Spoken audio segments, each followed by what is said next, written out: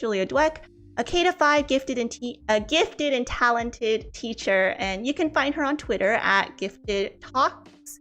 She shares really great resources for steaming ahead every day, and she shares literally something every day, so definitely check her out. And I'm just going to give the floor over to Julia so she can explain a little bit more about herself and just give you an introduction of everything. Check her out.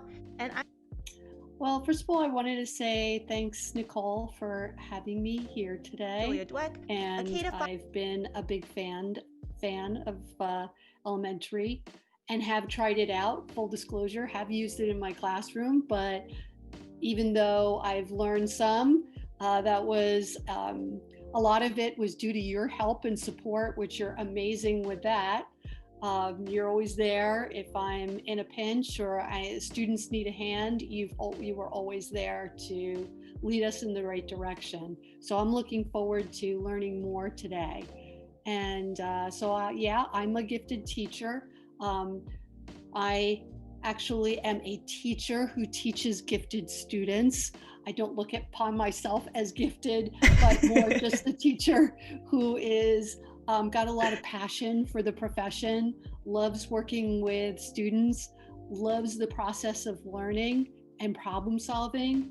And that's what really draws me to coding and a program like Elementari that combines my two biggest passions, and that is writing and technology and coding. So it's like a super duper package to have them all in one. And I've never seen a program like this before. So I was beyond thrilled to share this with my students. Aw, thanks. That makes me feel really happy inside when I hear all of this. I'm like, everything I've done is kind of worth it, I guess. So yeah, I mean, it's really the true depiction of the word STEAM. And you know that I'm all about anything that steams up the classroom, because you obviously have your science and technology involved in the process of coding, but then to bring in the arts through writing and have them blend together in such a purposeful way is just the coolest thing ever. So great. I just need to have you talk and be like, everyone, just listen to her. She'll tell you everything that's great about Elementari. I'm always honest. Thank you so much. Anyway, I just want to learn a little bit more about kind of your experience with coding, because a lot of teachers are scared of coding. It's a scary word, has a lot of scary connotations to it, like, I don't know, keyboard ninjas and robots or things like that. So just let me know about kind of what was your first experience with coding, what kind of comes to mind when you think about coding, and we'll start with that. Well, first of all, one of the things that I really appreciate about coding is it forces you to think in a very logical way, that to think through the steps of a process. And that's helpful no matter what you endeavor in life. And it also really promotes a risk reward type of mentality, and that it's okay to fail and retry. Now, I am a great poster child for being an older teacher. I'm just going to say I am older than 40, and I am way older than that, actually. And when the first time I heard about coding, or really purposefully thought about using it in my classroom, was around 2010. Wow. And another teacher told me about code.org. And what I really liked about it was that it walked you through the process and spoke to teachers in very easy to understand, intuitive language, and that it also was an introduction to teachers as well. You didn't have to feel intimidated. Hmm. And speaking beyond that, as far as feeling any trepidation about trying out an activity in coding, like elementary, that you shouldn't be afraid, because even though it may be new to you, as it was to me when I first got started, it you are working with children who have been raised on a culture of technology, whether it be through the media that they watch, or as a means of communication, or as a means of research, entertainment, and they're not afraid to make a mistake, to try.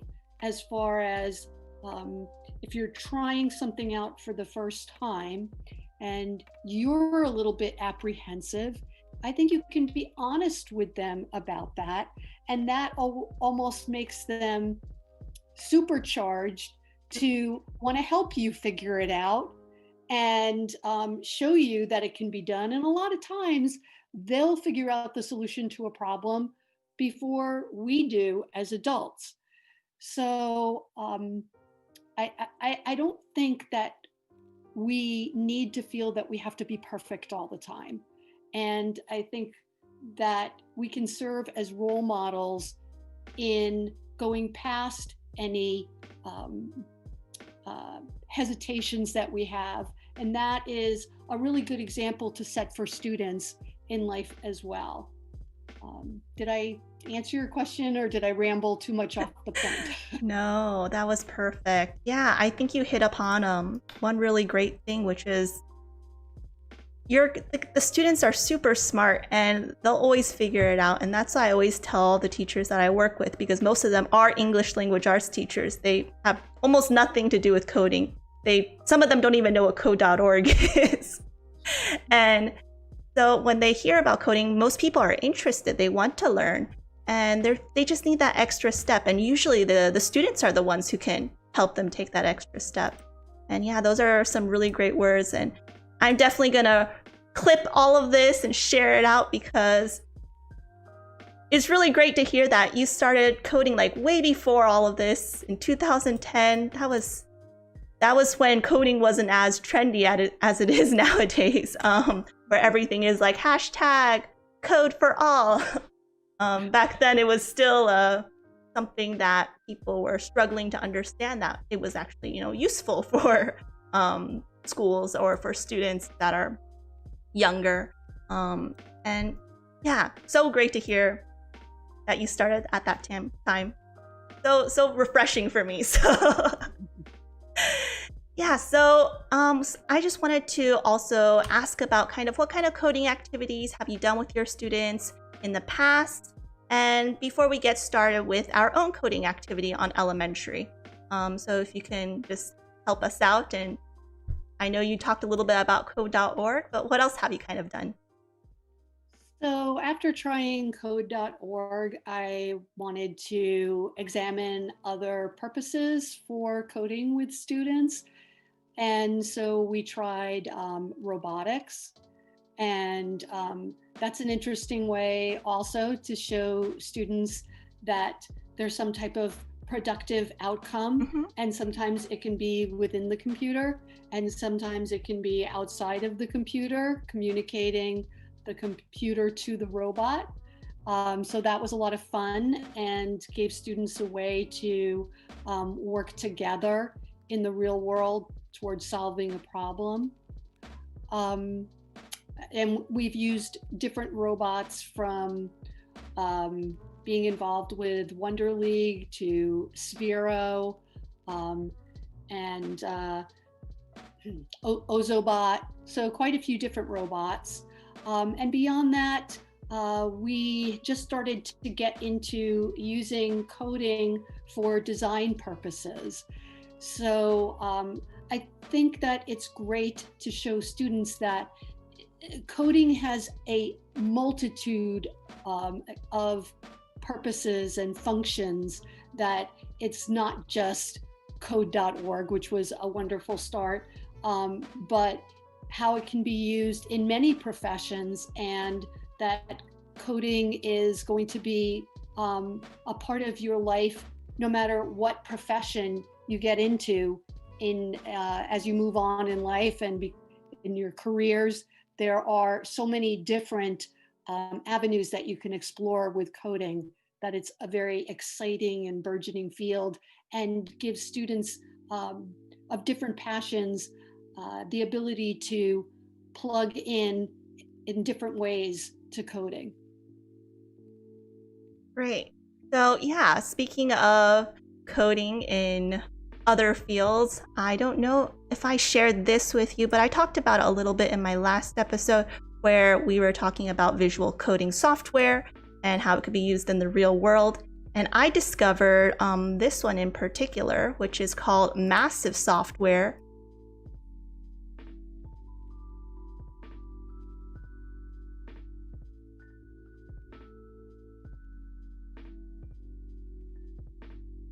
Cool.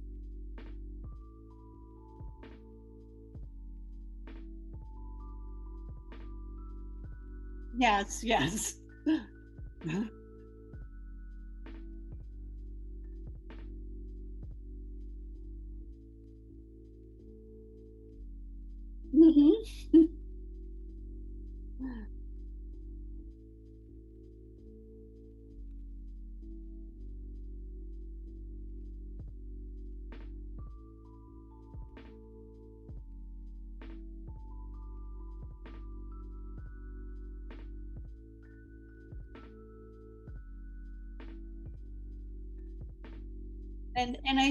And I would say that I think it's so important to point out the creative and artistic pursuits that coding can be used with, because we want to bring more of the girls in our classroom, involve them more in STEM.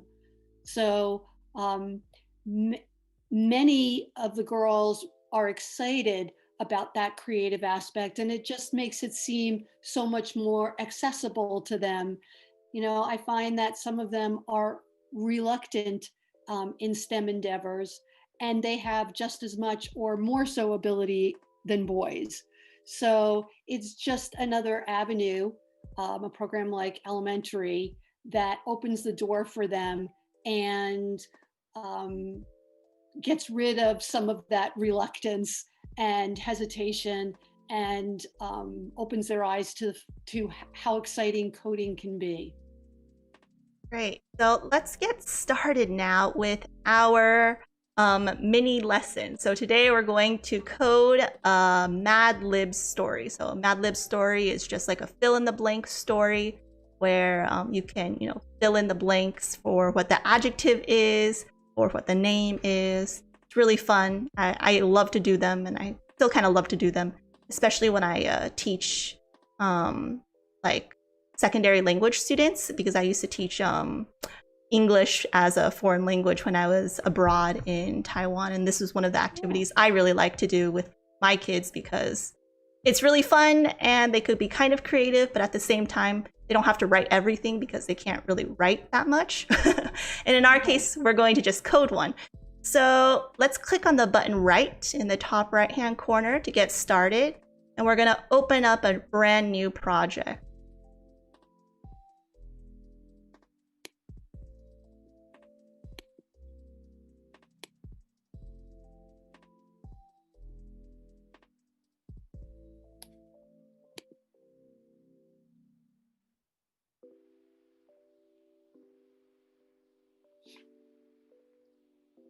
Great, so we're gonna actually use the tutorial to help us out with this and to just get us started. So I want you to click on the purple tutorial button. And I want you to click on how to use a text variable. So to create this Mad Lib story, we're going to basically have input fields where the reader can type in maybe what the adjective is or what the name is. And then we're going to use the reader's input throughout the story. So that's kind of the logic behind it. And in this tutorial, This one is a simple one that just uses names. So for example, you could just ask the reader for their name and then thank the reader at the end and say, thank you, Julia, for reading my story, or something like that. So let's click on Start Tutorial, and we're just going to go through each of the steps. So the first thing is we're going to get started with the event graph. From previous videos, you know, the event graph is where we code our stories to play different interactions. We're going to grab a block called let's see which block it is. Let's click on the variable button. You have a nice little blue arrow that points to the variable tab on the right hand side. Oh, I see. I'm a little blocked here. So you know what? I will just move you down here. Now I can see better. Okay, so you click on variables. Yep. So okay. Yeah, so now we're going to click on create a text variable. You can either drag it on the page or click it. Great. So when we use variables, the first thing we have to do is we have to declare a variable. This tells us what the variable's name should be. So you're going to click on the plus new variable button. Great. And so when we name our variable, it should be something defined. It should be reflecting what we're trying to call, what it's trying to store. So the variable basically stores some sort of information. In this case, we're going to store the data name. So let's call our variable name. So replace my variable, you could double click it, and then you can just put name.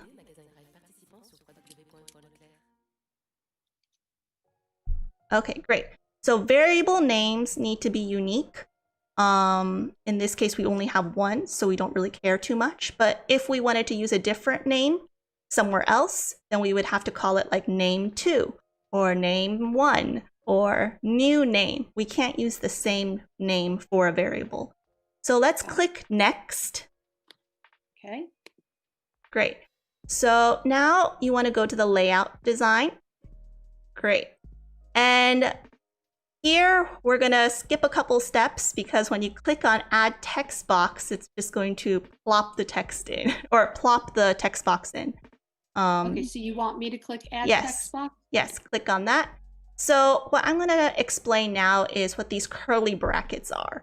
So these curly brackets can also be called mustache, and that is a technical term. So you can tell your students they can legitimately call these curly brackets a mustache because there are libraries for coding, primarily in JavaScript, that call themselves a mustache library. And this curly bracket syntax is used as well in modern programming languages. So like when I write my code, I use actually Vue or Nux. They're pretty new frameworks. At the very base, they're using JavaScript, but they use these little curly brackets to denote what, to basically say this is a variable. So the curly brackets are saying inside the curly brackets is the variable that we're referring to. So in this case, we have the variable name. So now we want to add an input field. Normally we can find this in the widgets tab. We'll go through it by hand a little bit later, but we're just going to go through this tutorial first to just give us a little bit of introduction through it. So click on add text field. And you'll notice that a little button-like thing has appeared. So this text field is an input field where the reader can click inside and they can type a text and press enter or exit and things can happen. So now you have a regular text in the top that has curly brackets. And then you have this lovely text field. But we're not really coding anything. The only thing that we've coded so far is saying that we have a variable called name. What we want to do is we want to set the variable name equal to whatever the reader has inputted in the text field. So let's do that step by step. I want you to click on Event Graph now to go back to the coding side. So we're going to grab a couple blocks. When you click on the Variables tab, you're going to grab a variable equals text object. You're going to grab that block. Okay. So red blocks on Elementary refer to when the data type is a text data type. So on Elementary, we have 3 data types. You have text, you have Boolean, which is a fancy way of saying true and false, and you have number. So it's like 1, 2, 3 if you want to make a score, and add 1 or -1. So those are the 3 data types. And computers have different data types to store information. So in our case, we just have 3. Some other, when you program, oftentimes you have a lot more, but we're just going to simplify with 3. So now you're going to grab an event. An event tells you when something is going to occur. In our case, we want the event to be on text input. What that means is we want something to happen after the user presses, enter or exits the text box. So after the reader has typed in something in the input field and then he's exited or she's pressed enter to exit out, then we want to execute something. We want something to happen. Okay. And the last thing we need is we need the object. So in our case, the object we're dealing with, there's only 2. The one that we want to deal with is the actual text field. So this is, once again, the input field. In this case, it says, what is your name? It's the question that we're going to ask the reader. So, okay, so we have a whole bunch of blocks. Let's lay them out by, so create text variable, maybe put that off to the side. We don't really care too much about that. Yeah, we could just move them off to the side. Great. So how about let's move the text field, the object down. Yeah, that's fine. We should probably move the orange and red one up and then the purple one underneath. Yeah, so it just will look nicer when we connect things together later. Perfect. Okay. Awesome. Okay, so now press next. Okay, so we need to connect the blocks together to make them work. You want the variable to represent whatever the reader types in. So to do that, you're going to grab the triangle that's highlighted. And so grab the triangle that's highlighted on the orange block. Oh, I'm sorry. No problem. Okay. Yes, the white triangle, and then you're going to connect it to the enlarged white triangle. Yeah, just like that. Okay. And then you're going to take the purple circle of the object, and then you're going to connect it to, in this case, you're going to actually connect it to both. So just connect it to the variable equals text object, and then select it again, and then connect it to the other one. Okay, so now everything is connected, but we need to select what variable we want all this to set to. In this case, we only have one variable, so select, it says name. Great. So let's preview it and see if it has the desired result.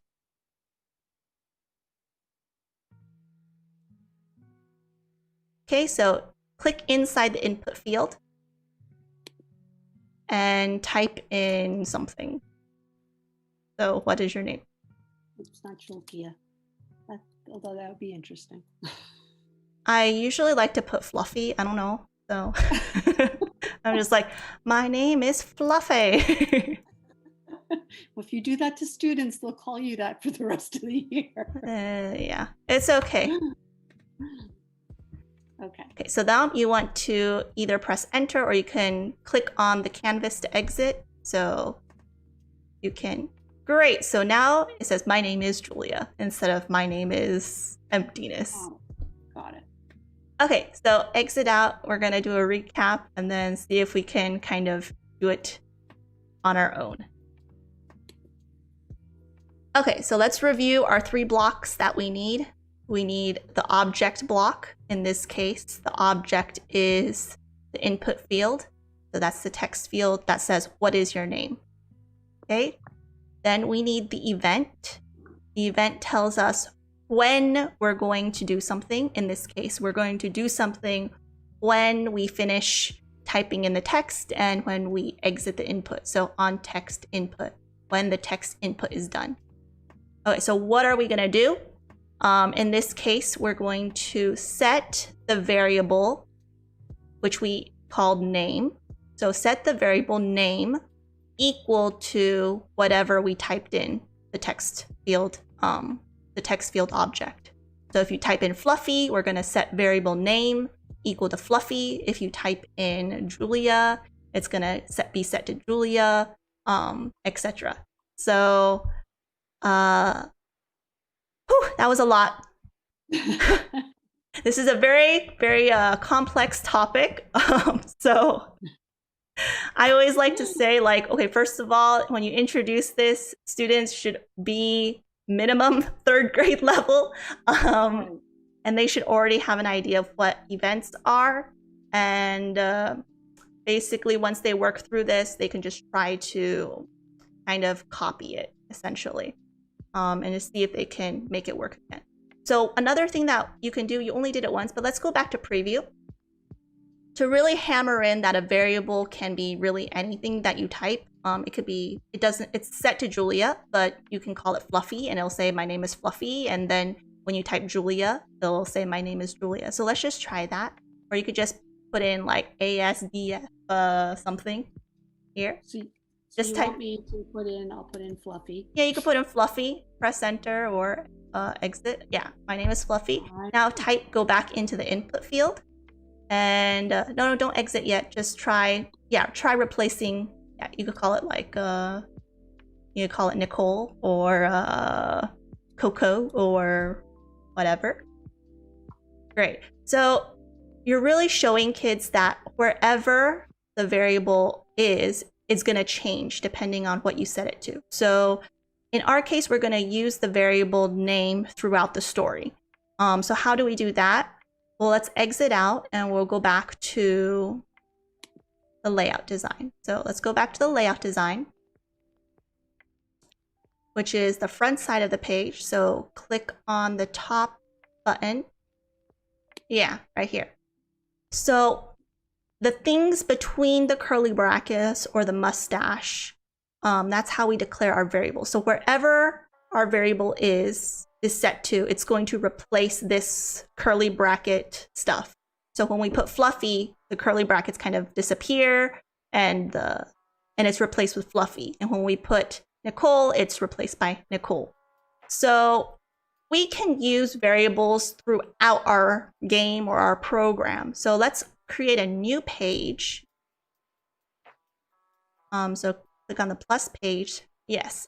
And I just want you to add a new text box. So go to text and just add a new text box. Or just add a subtitle or add a title or add a body text. Yeah, you could have a speech bubble. And you can say like, hi, name, for example. Okay. So we want to use the curly bracket notation, so that way it will replace that with whatever the reader put in. Okay. So what should I be doing next then? Okay, so instead of Julia, you're going to put the 2 curly brackets and put name inside the curly bracket. Okay.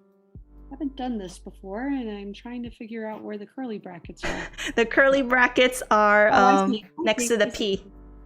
Okay. So it's like Shift P to make the curly bracket. Totally get rid of the name? Yeah, totally get rid of the name and put name. Make sure to capitalize the N because that's how you called it in your variable. Yeah. Great. So I think I put a space. It's okay if you don't put a space. If you put a space, it's not that big of a deal. What's important is you need the curly brackets. Otherwise, the computer doesn't know that that's a variable. The computer will just think that that's a text. And it'll say just hi, curly bracket, I don't know, 1 curly bracket name or hi, Julia. It won't replace it with the value that the variable is set to. So to test it out, we'll go back to page 2.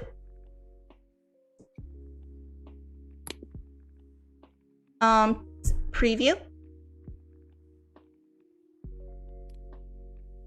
Okay, so you could type in Julia or Fluffy or the name of your cat or dog or fish.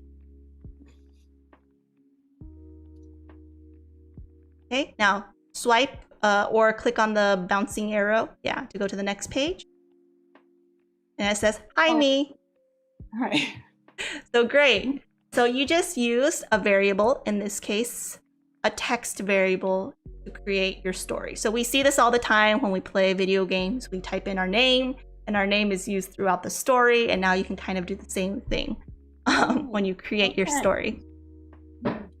Okay, so basically, when we create a Mad Lib book, then we want to maybe, I don't know, have an adjective that is replaceable. Maybe we want to have a verb or something. So for the first part, let's just make our Mad Lib, sentence or paragraph. So you can go to maybe your third page and we'll write it there, I guess. Or you can add a new page and go to your text and maybe we write a sentence. Should I use the subtitle? Does it matter? It doesn't matter. Whatever you want. You can resize it later if you want, change the font. So okay, not that big of a deal. So you can say like, once upon a time, there was a, I don't know, an adventure.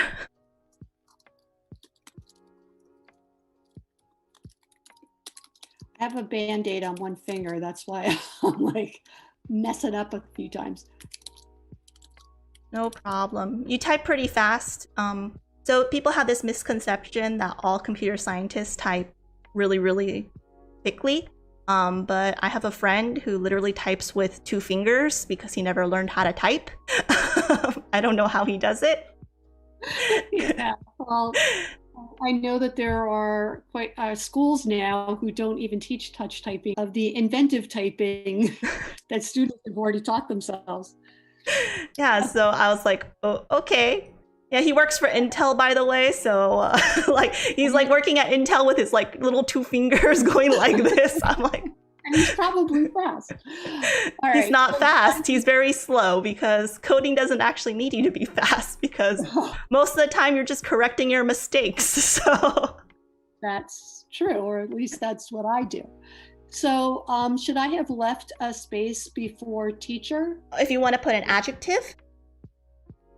Yes. Okay, so what you want to do is we're going to kind of declare our variables first. So maybe we want an adjective. We want to maybe call it ADJ. So you would use the curly bracket notation again. And put ADJ or whatever you want to name it, but ADJ is good. Okay. And then curly brackets. Okay, so once upon a time there was an ADJ teacher, and then maybe say named name, so that way we can still use our previous variable. I see. Yeah, and one thing that's really key is your variable needs to be exactly like the same as what you declared it as. So you can't have like lowercase name and then use like uppercase name in your template. They have to match exactly. Otherwise, the computer is really stupid. It doesn't actually know that they're the same thing. Okay. Okay, so we have 2 variables now. We have the one that we just made, which is just the name one, and we're going to add a new variable called ADJ. So let's go back to page 2. And let's add the variable there. Yeah. Go back to page 2? Yeah, we go back to page 2. So we could just ask students to put in to type everything in on one page and then press next to read the next story. So the first thing we want is maybe to add the text field. So like what's your adjective, or put in an adjective. So to do that, we go to the Widgets tab. The Widgets tab is also where we put the buttons. So if you're creating like a choose your own adventure or some sort of quiz, you're going to use the button. And then the second one is text field. So just grab the text field. Got it. Yeah. And then it says add a placeholder. So you want to click inside the text field and you could just start typing. I think it should just replace it. Oh, and what am I putting in this placeholder then? So you could say like put in an adjective or give one adjective. Oh, I see what you're saying. Okay. Yeah, but I've got to delete.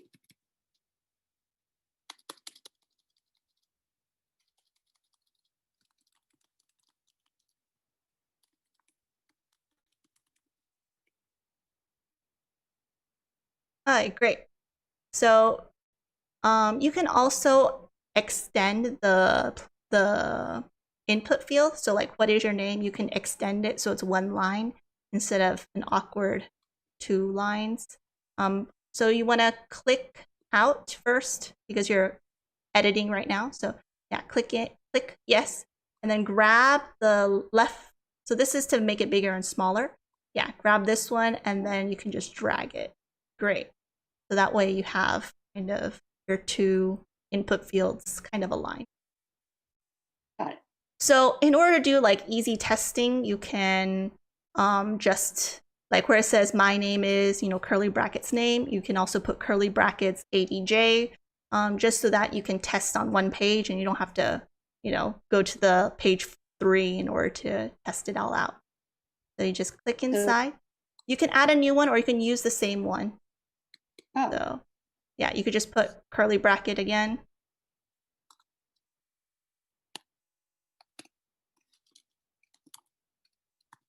Great.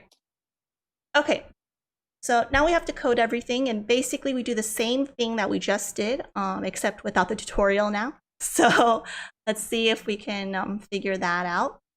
So to do that, first we need to go to the event graph.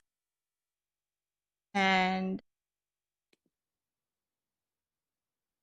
what do you think we need to do now? So create the text variable?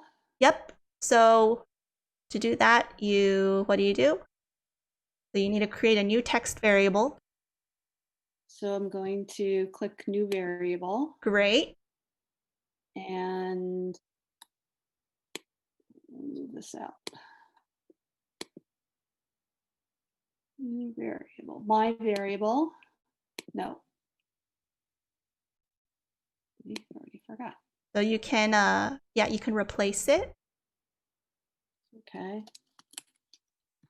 Great. And actually, I don't need this one. Yeah, you don't need that one. You could just delete it. An extra by mistake. Okay, got it. Okay, great. So now you have declared your variable. And now you want to basically do kind of the same thing. So you want to grab an event.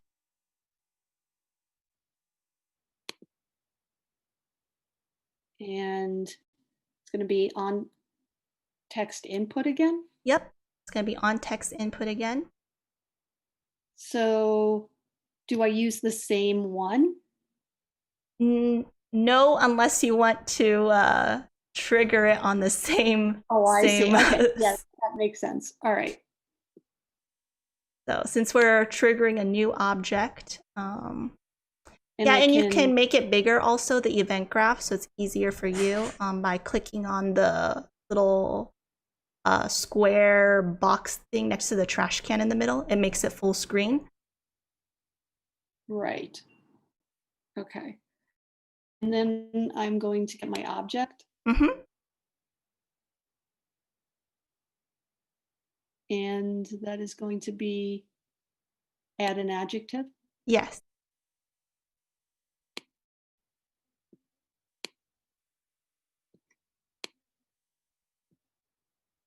And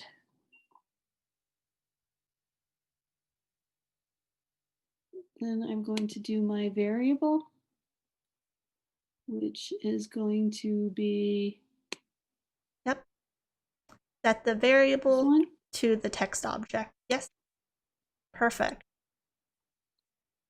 And it's going to be this one.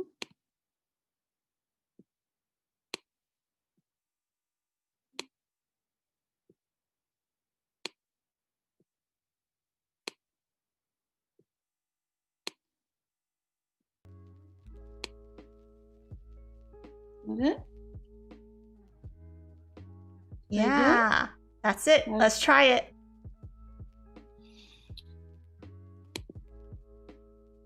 Okay. Should I go down?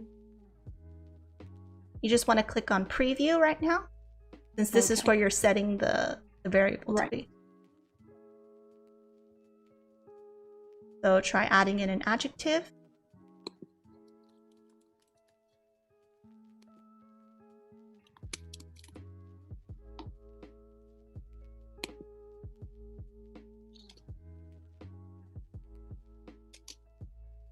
How come I'm not seeing the name? That's strange. All right, try going to the next pages and see if it works. No. Okay. Let's see what happened. Close it. Yeah, you might need to close it. Let me take a look really quick on my side. This may be a bug. If it is, we have to fix it.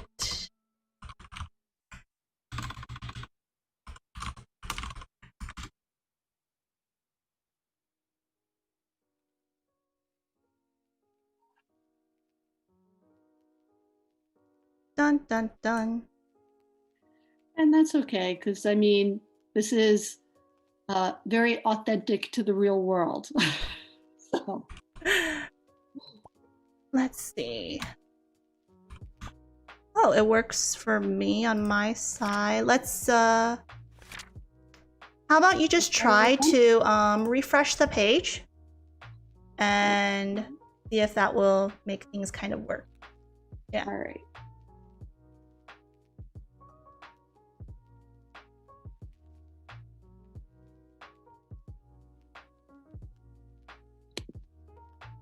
Okay, so try previewing again.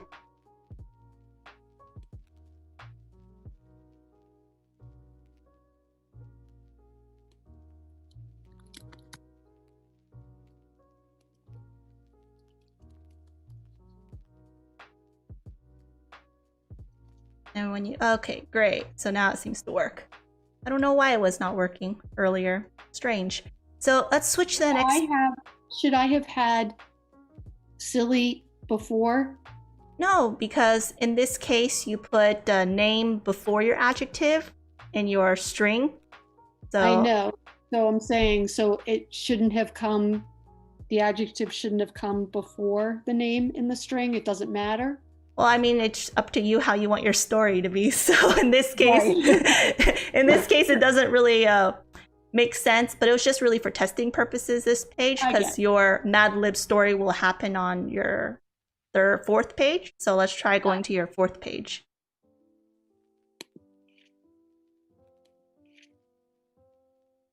Yeah. So ideally what would happen is students would just see like enter an adjective, enter a noun, enter a, you know, a name, and then maybe a start button. You press start and then it tells your story.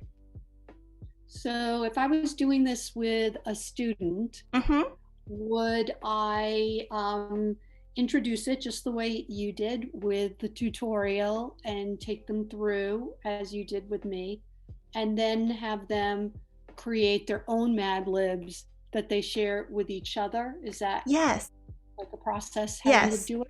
That would definitely be the process. And it, like I said, it would be the best if you can have the student already understand like what an event is, maybe introduce what a variable is.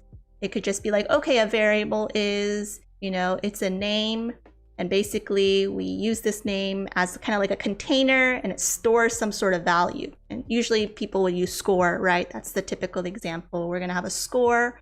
a variable named score, and it's going to store a value of 1. In our case, our variable is name, and it stores the value of the reader's input. So whatever the reader types in is going to be stored in the value in the variable name.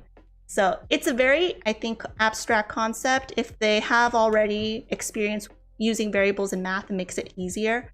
But don't be afraid if they don't really understand it. I've had students who supposedly went through, code.org's course on variables, and it's still really hard for them to define what a variable is and give examples of what it is, because it is a tough concept. But I think that by labeling, the adjective, like in this story, I want you to give the reader the opportunity to determine what the adjective is, what the verb is, what the noun is. Makes it very clear what a variable is, and makes it clear whether they understand what an adjective, verb, yeah. Exactly. ELA standards right there. Yes. And, easy to differentiate for a lower level. You're just putting in, maybe having the student put in one noun, one verb, one adjective. Whereas maybe with older students, you're having them put in a few different nouns, making it that much more complex, multiples of each. So, and I could also see it maybe with creating a poem. Oh, that's a great one. Yeah, like, right? so then you can do more than just an adjective or a noun, or even for like when you're doing English language arts for 6th graders and you say put in a simile or put in a metaphor. Well, I know, something that comes to mind that we use every year in poetry is this poem called Where I'm From. I love that poem. I always Yeah. use that one for older students about me. So Yes. And because it's a great introductory poem when you're getting to know students, and that much more important this year when many of us may be online virtually. So it's a great way to connect with them, and you share some of your culture in there. So maybe instead of saying that you want an adjective, you want a food that you remember, your grandmother making when you were growing up, or a smell in your house that reminds you of something from when you were younger. I was going to say when you were a child, but they are children. So it's for anybody listening, if you Google Where I'm From, you'll see, and there are templates too. And this would be really good to use for coding it in a way that really it would be fun to share with classmates and see how the different inputs would totally change the poem. definitely, it's gonna pull it up so people can see. So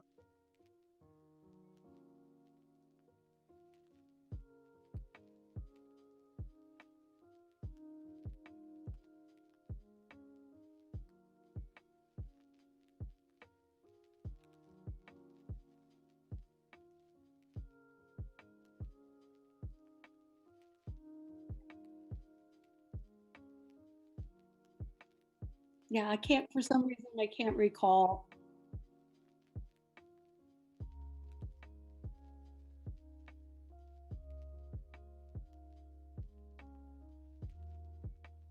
But this would be perfect for this would be perfect for, I would say, 5th graders through high school. It's the complexity depending on the sophistication and reading level and writing level of the student, but just takes it up one notch by adding in the coding. So I think you've given me my my first activities for grades 3, 4, and 5. I'm just going to use them in different ways, but I love this.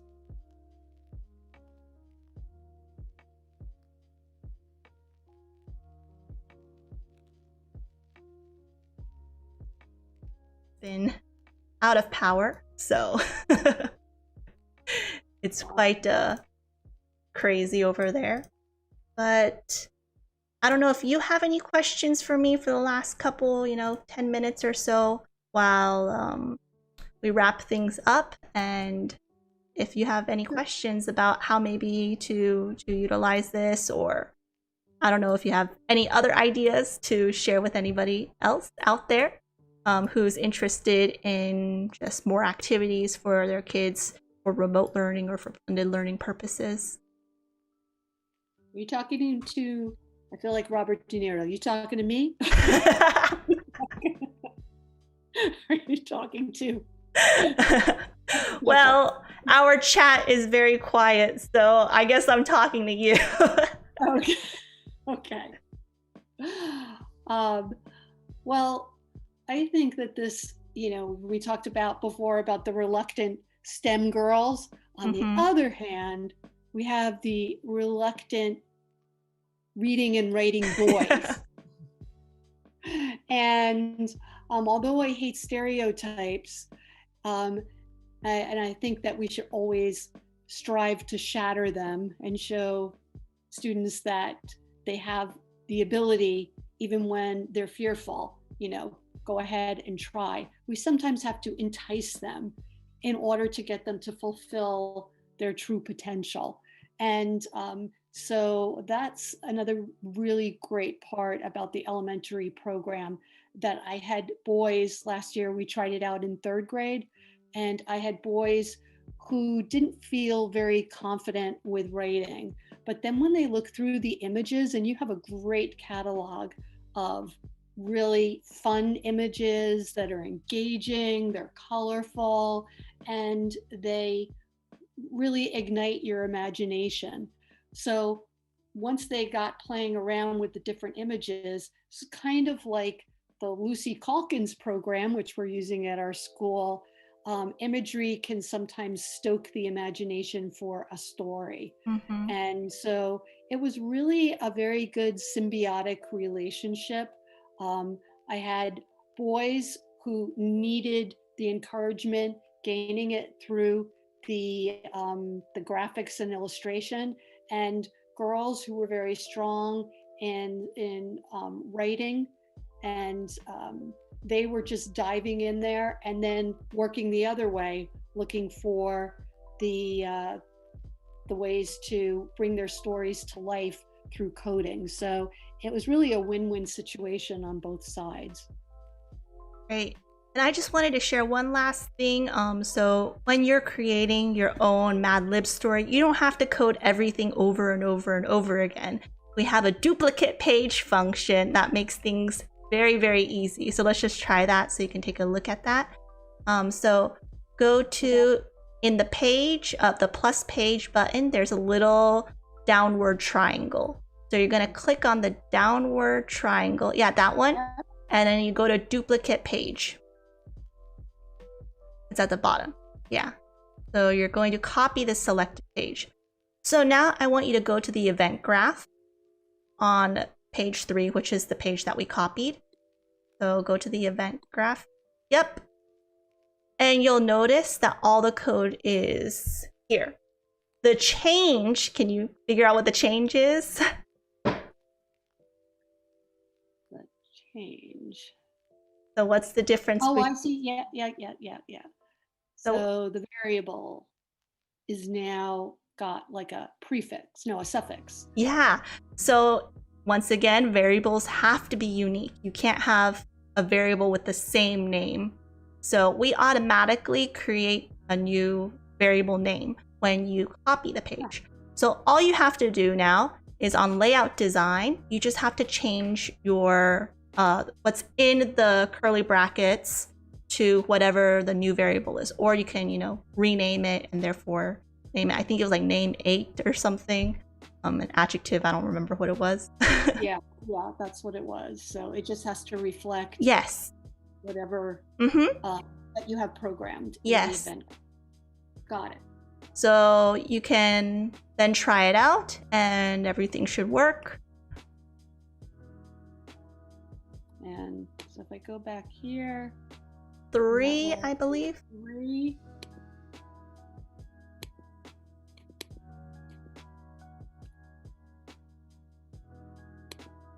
Okay, and so did you want me to preview this now? Just preview it.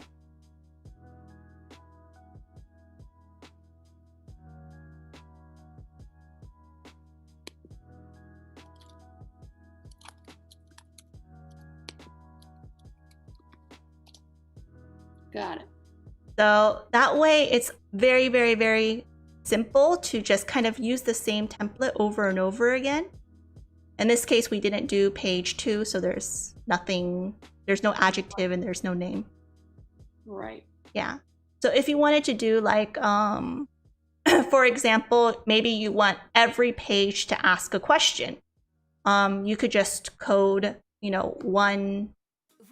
basically the first tutorial, and then you could just copy that and just change the question and change the variable so it reflects whatever answer you want. And then you can, use those later. It just speeds up the process so much and just makes life a lot easier because you're doing the same thing. And you don't want to be coding the same blocks over and over and over again. You want to, add some backgrounds to it, maybe some images, things like that. Yes. Well, no, I'm going to start playing around with this and probably bothering you as soon as we're done here. No problem. Anyway, yeah. Well, thank you so much for joining me. And I hope this, helped and kind of gets you excited about variables because, I don't know, variables are kind of scary. Well, I hope everybody saw that there were plenty of times during your lesson with me that I was apprehensive, but I got through it, and it is a lot easier and more fun once you dive in and try. The water's nice and warm. So once you have the link up, I'll share it with other people that are connected with me in the Twitter world, and hopefully they'll give it a try too, because I do think that this would be a really fun activity for coming back to school. Great. And if anybody wants to be a guest on the show, please contact me. You can reach me on Facebook, Twitter, on the Elementari homepage, pretty much everywhere that's associated with Elementari. It all goes to me. And I do have some spots open, not this coming week, but the weeks after that. So if you're interested in seeing how this can be adapted to your situation, it could be if you're a kindergarten teacher, which I do have one coming in on Monday, or if you're, like a university professor who wants to use it in their course. I think there's lots of flexibility because creativity really doesn't have any age limit or saying like you can't do storytelling. Everyone can do storytelling. So really it's all about making storytelling fun and making it as engaging as possible. So thanks for watching once again. And I don't know if Julia has any last words, but otherwise. No, I just wanted to thank you, Nicole, for having me today. And it's been a pleasure to be part of spreading the word about the great treasures to be found in Elementari. Well, thank you so much once again. And we're signing out. And I'll see you all on Monday. Bye-bye.